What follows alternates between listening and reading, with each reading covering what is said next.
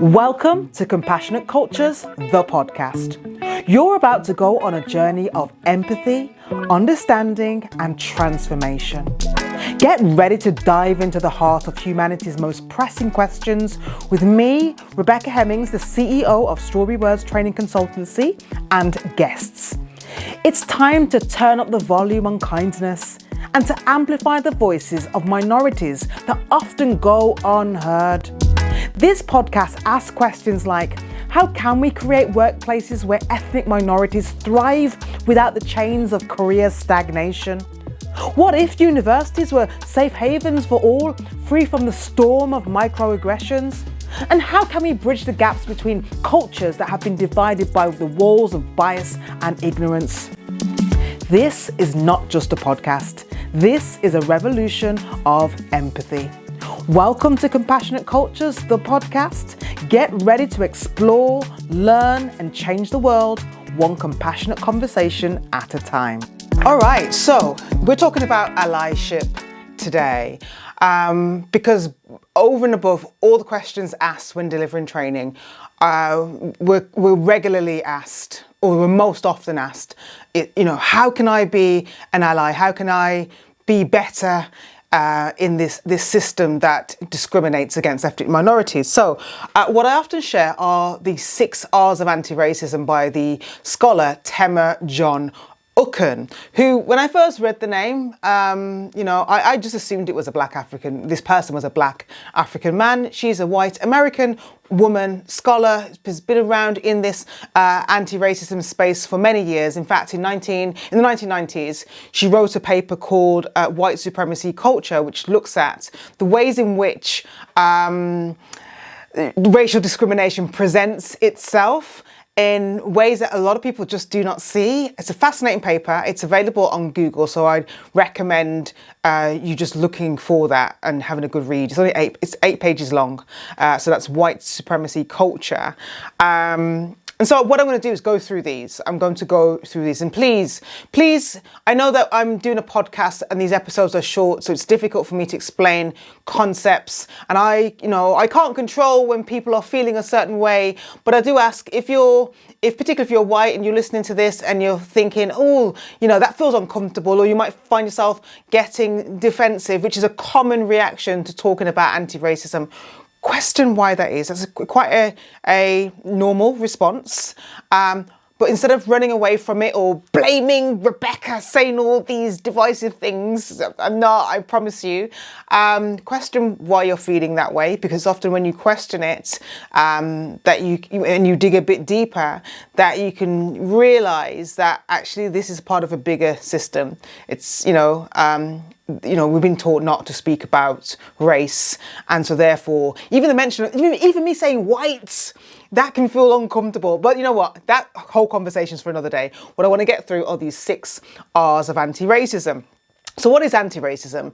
In very simple terms, anti-racism is taking consistent action to oppose systemic racism, to oppose the systems, the structures, the behaviors, the actions, the attitudes that uphold systemic racism. Okay, and if you don't know what systemic racism is, Google it, because I haven't got time to explain it now. But it's not the I'm going to call you a really racist word because of the colour of your skin. It's not that. It's basically, it's where the system, it's a system. It's where racism is everywhere. Okay, I'm not going to explain that any further. Right then, so the first R. So there are 6 R's basically that can put you in good stead or kind of steer you in the right direction when embarking on anti-racism work. So the first R Tema Jon Okun suggests is to read and educate yourself on the effects, the impacts,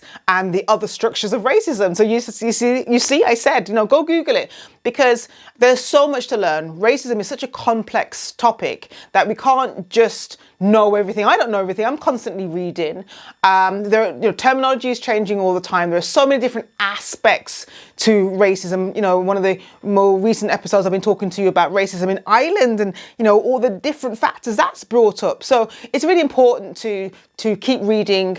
And it doesn't necessarily, if you're not a book person, like me, that's okay. There is so much to be learned online by the way of videos, short videos. If you want to just get a quick idea of, racism faced by mixed race people, for instance, you can just go onto YouTube and Google that. You can follow people on Twitter. You can listen more to this podcast because, again, the idea of this podcast is that people learn these concepts and, continue that learning. So, follow various social media sites and pages. But if you are a book reader, some books I'd recommend are How to Be an Anti-Racist by Ibram X. Kendi, Me and White Supremacy by Layla Syed. That's more of a journal type book. And then White Fragility by Robin DiAngelo. So they're good places to start. The second R is reflect. Reflect on what this education means for you as somebody who is developing an anti-racist identity. Okay, so if you decided that, okay, I want to be an ally, okay, so I want to be anti-racist, what does it mean for you? So all very well saying it. What does it mean? What are you prepared to do differently as a result of taking on that identity? What are you willing to fight for?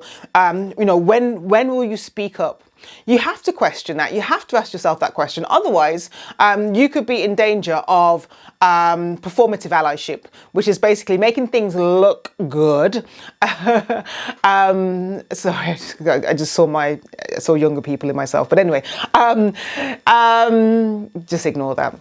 Yeah, but performative allyship is basically when the intent is not really about doing well for the ethnic minorities, but it's about making yourself or your company or organization or institution look good. It's the type of thing where there'll be lots of images of ethnic minorities on the website, but when you go into the actual organization, they're nowhere to be seen. Or if they are there, they're the cleaners and security and catering staff only, So, what is it you're prepared, what meaningful work are you prepared to do as someone who's developing this anti-racist identities? That's your second one, reflect.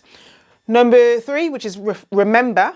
Remember how you participate in thoughts, beliefs, and actions. Remember how you uphold racism. We can all do it. We can all participate in the system of racism because we've been brought up in it. Okay, nobody is immune. Okay, and it can happen whether it's intentional or not. I've seen I always see plenty of examples, but examples where ethnic minorities will make a complaint of racism, and then their complaints are either ridiculed, or they're seen as being divisive, or they're dismissed because it's so uncomfortable. That's participating in systemic racism because it's further invalidating that ethnic minorities' position. Often ethnic minorities are blamed. They are blamed for being divisive when there is so much motivation. Trust me, ethnic minorities or racialized people cannot be more motivated to rid the world of racism. If we had the control to get rid of racism, we would. So, we don't want to have these conversations. I would love to work myself out of a job, but we're just not there. And so, sometimes it's so intolerable. Sometimes, yes, we can just ignore it and kind of choose our battles wisely because you have to keep yourself sane. But other times you have to say something in order to try and change what's happening. That's not being divisive. That's sticking up for yourself and people like you so that you can survive. But again, as Tema Jon Okun mentions in the paper, hey, I know you're enjoying the podcast episode, but I just want to quickly come in and say, look, if you're an organization that needs anti-racism training for your organization because your staff are lacking in a racial literacy, they don't have the words, they get stuck when talking about racism, they want to be able to deal with incidents, but they're not sure how to, then check out our Time to Talk About Race online CPD accredited course at strawberrywords.co.uk. Okay, we can train from 10 to 10,000, but get in touch today at admin@strawberrywords.co.uk. Now back to the episode. She says often what happens is when issues of racism are brought up, the tables are turned and ethnic minorities are seen as the problem. One of the reasons why I as much as it can be hard, I do enjoy doing this work. It's just because I find the psychology of it so fascinating. Because when you peel back the layers, you just begin to see how dysfunctional society has grown to be, how it's been groomed to be. But anyway, that's a whole different topic. But yeah, so that was remember. The next one, risks. So it's number 4, risks. Take risks to challenge racism when you see it, or when you realize that you're participating in it. Interrupt racial stereotypes when you hear them, and support ethnic minorities in your personal and professional settings. So it is risky, you know, but it's also risky for ethnic minorities to also talk about the systemic or the, you know, the individual racism or institutional racism that they face. It's scary stuff. But ethnic minorities need white people to also be a part of the conversation, because often white voices are heard above ethnic minority voices. Do I like saying that? No. Is it often the truth? Unfortunately, yes. So use your voice where you can. And, you know, we all have to put on our big girl, guy, your pants on when doing this, because it's scary. We have to be brave. Obviously, you've got to be sensible.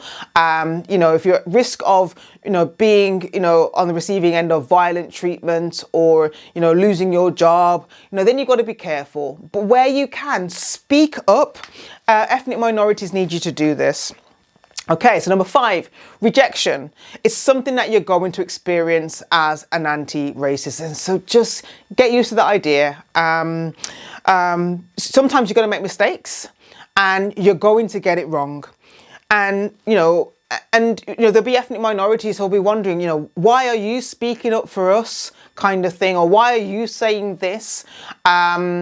And, you know, because ethnic minorities are so used to being on the receiving end of a tick box activity or being tokenized, that, you know, there can be some suspicion around things. And that's that can be what rejection looks like. When you do get things wrong, again, people will point the finger and say, well, look, that behavior, well, that was racial discrimination, and it's going to feel awful. However, what you do in that moment, the worst thing you can do is to be defensive. Okay. So what you want to do in that moment, because you are human and you do make mistakes, as we all do, simply hold your hands up, apologize, and vow to do better, do the work and do better, and take the lesson. You know, because when someone's telling you that you've done something, that's a gift. As much as it doesn't feel good in that time, it's a gift. Because they're telling you something, particularly if it's a microaggression, they're telling you of something that you may not even have realized was deemed racist. So if they're telling you, that's a gift, because you won't do that again. You know, it feels so uncomfortable that you probably will not do that again, or hopefully you won't. Okay, so just simply hold your hands up, as much as it hurts, and apologize and vow to do better. And, you know, this has happened to me. I've done this, unfortunately, where, you know, I addressed a group of people as ladies and gentlemen, and somebody said to me afterwards, well, you didn't recognize the lovely non-binary people in the room. And I felt awful. But I didn't say, oh, no, you got it wrong. I did mean everybody. And, oh, no, you're taking it the wrong way, or you're going a bit too far. I didn't do any of that. I just said, look, thank you so much for telling me. And, you know, you're right. And I didn't realize that's what I did, but that's no excuse. And I'm going to do better. And what I did was I bought a book and I read it, and I've never made that mistake again, because it was horrible. And my intention is never to make people feel as though they're not seen. But that's what I did. And I had to own it. So, you know, it's not the end of the world, and I've learned. So that's rejection.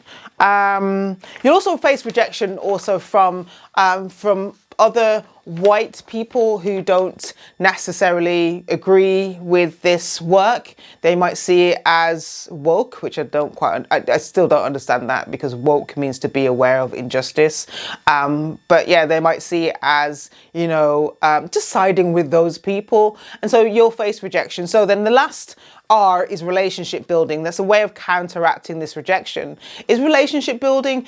Build relationships with other people like you who are on this anti-racism journey. Okay, so that when things do happen, you've got a soft place to land. You've got people you can talk to, and you don't feel alone in this.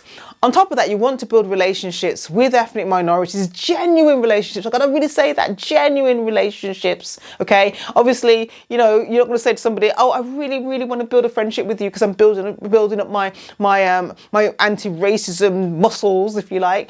No, genuine relationships, because when you do that, you begin to start to see people as people and not as representatives of their skin color or their ethnicity. Right, so that's it. I'm done now. So just to say that, you know, being an ally, it takes work. You know, it is risky and it won't always be comfortable, but it will always be worth it. Racialized people cannot do this on their own. They need the help, and that's how you can help, and that's how you can be an ally in this system known as racism. So thank you so much, and I'll see you, or you'll hear me again soon. Bye.